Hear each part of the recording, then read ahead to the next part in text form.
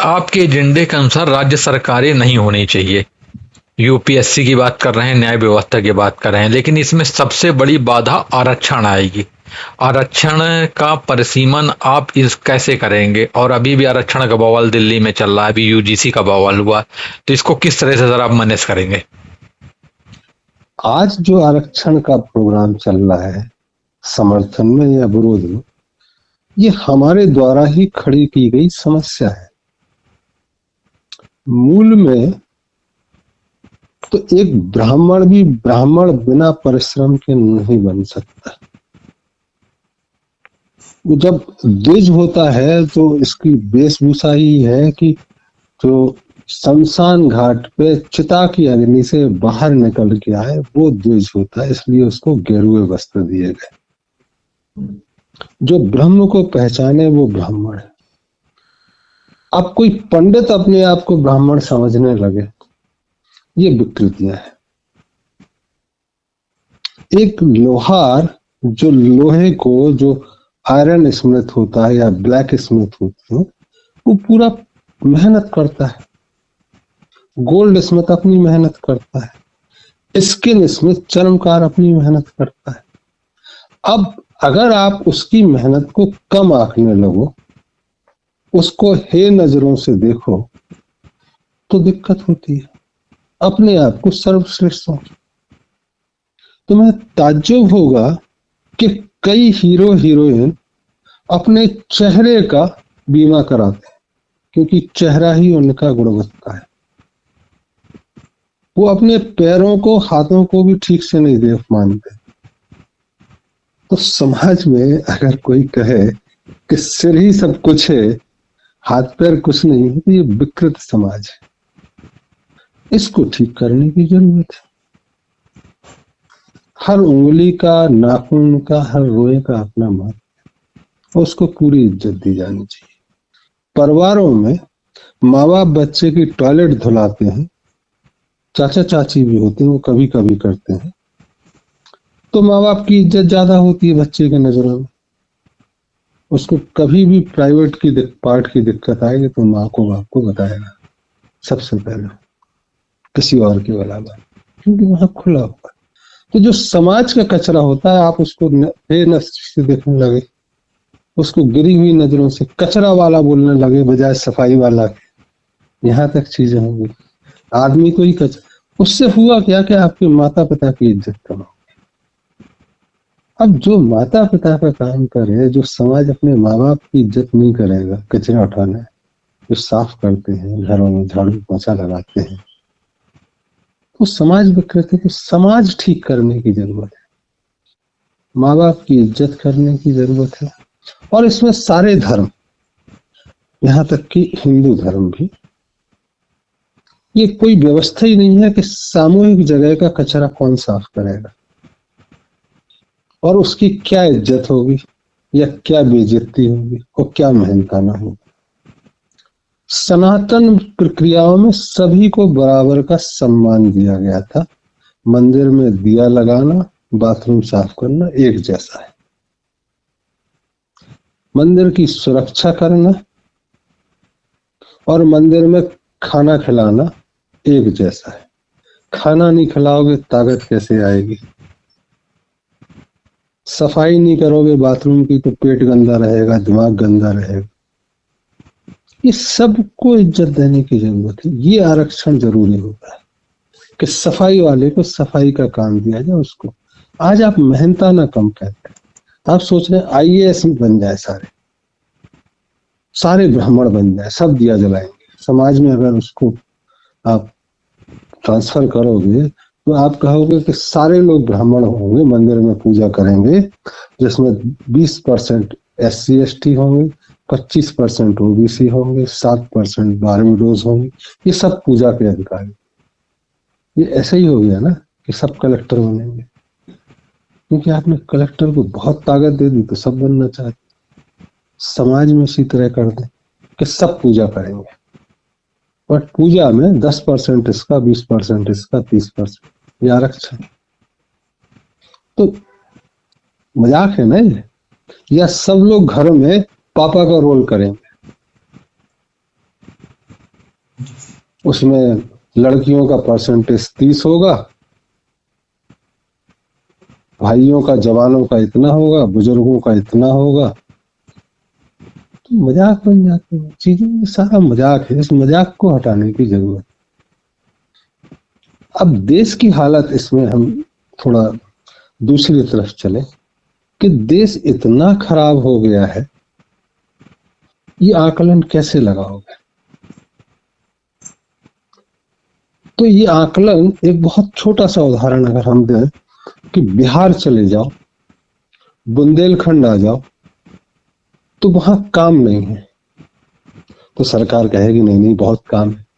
लेकिन अगर बिहार का बंदा बंदी, लड़का लड़की, स्त्री पुरुष, और बुंदेलखंड का या छत्तीसगढ़ का आपको गुजरात में, महाराष्ट्र में, कर्नाटक में काम करते हुए दिख जाए, झाड़ू पोंछा बर्तन, तो समझ में आएगा कि इतना काम भी वहां नहीं है, तभी तो ये आए हैं। और ये लोग एक बार छठ पूजा के लिए या दूसरी पूजा के लिए घर जाते हैं, मतलब अभी भी घर से जुड़े हुए हैं। लेकिन स्थिति देखो कि जो देश छोड़ के ही चला जाए और दूसरे देशों की नागरिकता लेने की कोशिश करे, वो वैसे बिहारी नहीं है कि जो कर्नाटक की नागरिकता वहां बसने की सोचे, वो वापस बिहार आना चाहते हैं। लेकिन जितने भारतीय विदेशों में जा रहे हैं, वो दिखाता है कि आपकी हालत ठीक नहीं। तो पिछले साल 8-10 लाख लोगों ने अप्लाई किया, वो इसलिए नहीं जा पाए कि अमेरिका में वीसा मिलता नहीं है, सिटीजनशिप मिलती नहीं।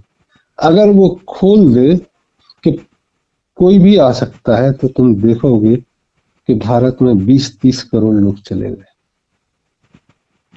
ये आपकी व्यवस्था है। इसलिए हम कहते हैं कि इंफ्रास्ट्रक्चर, व्यवस्थाओं में परिवर्तन की जरूरत। ये व्यवस्था खोखली हो गई है, इसकी डिलीवरेंस कम हो गई है। इसमें प्राइम मिनिस्टर को मदारी बन के नाटक करना पड़ता है स्टेज पे। डुगडुगी हर साल 15 अगस्त को नई डुगडुगी बजानी होती है। जब तक स्ट्रक्चरली चेंज नहीं करेंगे, तुम देखोगे मंत्री मदारी की तरह कभी झुंझुना बजा रहे हैं, कभी सवर्णों का, कभी बारबडोस का, कभी आदिवासियों का। कुछ पार्टियों के नेता तो भाषण देते कि हमारी पार्टी डेमोक्रेटिक है पूरे भारत में, फिर भाषण शुरू करेंगे, हम बुजुर्गों के साथ, महिलाओं के साथ, पिछड़ों के साथ, अति पिछड़ों के साथ, सरदारों के साथ, मुसलमानों, ऐसा नारा हो तो आपको लगेगा कि ये पूरे देश को एकीकृत रूप से कर रहे हैं। अभी तो सत्ता में जो सरकारें बैठी हैं, तो जैसे मायावती की सरकार थी, वो तो खुले में आई थी ना कि हम पिछड़ों का और मुसलमानों का वोट लेंगे। अखिलेश यादव जी की पार्टी भी वही करती है। बीजेपी भी आई, हिंदुओं का वोट है, सीधे सीधे बोलते मुसलमानों का चाहिए।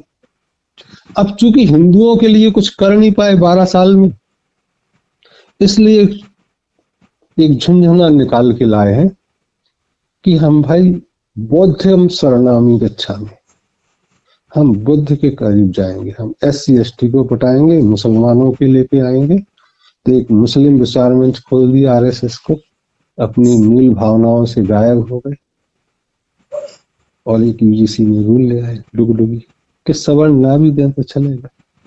इस तरह का जो खेल मायावती ने खेला, तो आज मायावती बाहर हो, कुछ पूछने वाला नहीं। बीजेपी भी इस तरह बाहर हो जाएगी, समय की बात है। तो आरक्षण तो चाहिए ही नहीं है, या आरक्षण गुणवत्ता के आधार पर चाहिए, वो इस तरह का कि उनको पूरा सम्मान मिले, उनको पूरा पैसा मिले। तो आरक्षण गुणवत्ता के मतलब, कोई अगर अच्छा क्षत्रिय है तो उसको सेना में स्थान मिलेगा, लेकिन सुनार को सेना में स्थान दोगे, उसका आरक्षण करोगे, तो सेना तो कहीं की नहीं रहेगी। या तलवार लड़ाने वाले को सुनारी का काम दे दोगे, या लोहार को सुनार का काम दोगे, तो तुम्हारे जेवरात नहीं बनेंगे। तो आरक्षण चाहिए भी है और नहीं भी चाहिए। चाहिए जो है वो सम्मान चाहिए है, शोषण नहीं चाहिए है, इज्जत चाहिए है, पर्याप्त पैसा चाहिए है, और समय के और लगन के हिसाब से पैसा होना चाहिए। फिर उसमें कितनी गंदगी है, मान लो कोई नाली साफ कर रहा है और गैस निकल गई, मर गया, और कोई बॉर्डर पे मर गया, तो दोनों के काम में कोई दिक्कत थोड़ी ना है, आप बराबरी कर सकते हो। उसने भी समाज को सफाई देने के लिए जान गंवाई, उसने भी समाज को साफ रखने में, बचाने में जान गंवाई। जहां ये भेद होने लगता वहां दिक्कत है। तो जैसे ही आप स्ट्रक्चरली चेंज करोगे, ये मुद्दे कहाँ चले गए आपको पता ही नहीं चलेगा। आज जो चल रहा है वो सत्ता खुद चाहती है कि ये हो, इसलिए डुगडुगी हो रही है। समाज समझ नहीं पा रहा है कि कहाँ गलती हो गई। तो जो हिंदू धर्म कहते हैं अपने आप को, या सनातन का भी जोड़ देते हैं, उस सनातन की मूल भावनाओं को समझें कि समाज चलता कैसे था, वर्ण व्यवस्था थी क्या। वर्ण मतलब चुनाव, जैसे स्वयंवर होता था ना, ऐसी ही वर। वो ऐसा नहीं है कि वर्ण मतलब एक पैर हो गया, एक हाथ हो गया, एक पेट हो गया, एक सिर हो गया। तो ये जो दिमाग साफ करने की जरूरत है तथाकथित पंडितों को अपना, जो अपने को समाज का ज्ञानी और मुखिया समझते हैं। तो सबसे प्राथमिक रूप से मैं बुद्धिजीवी वर्ग का, और जो वाकई में बुद्धिमान है, उनका आह्वान करूंगा कि इस मुद्दे पर समाज में चर्चा करें कि समाज में जो मौलवियों का, पादरियों का, पंडितों का आरक्षण है ये खत्म हो, सबको सम्मान कैसे दिया जाए इस पर बातचीत आए। समान रोजगार के अवसर नहीं, लेकिन सभी रोजगारों में समानता से तनख्वाह कैसे दी जाए, इस पर विचार विमर्श आगे बढ़ा। और जो एजेंडा हम पेश कर रहे हैं उसमें ये सारी बातें निहित है। कोई भी व्यक्ति अल्टरनेट इकोनॉमी की किताब जो वेबसाइट resurrectionofdharma.com पे है उसको पढ़ सकता है, तो उसको नजर आए। धन्यवाद।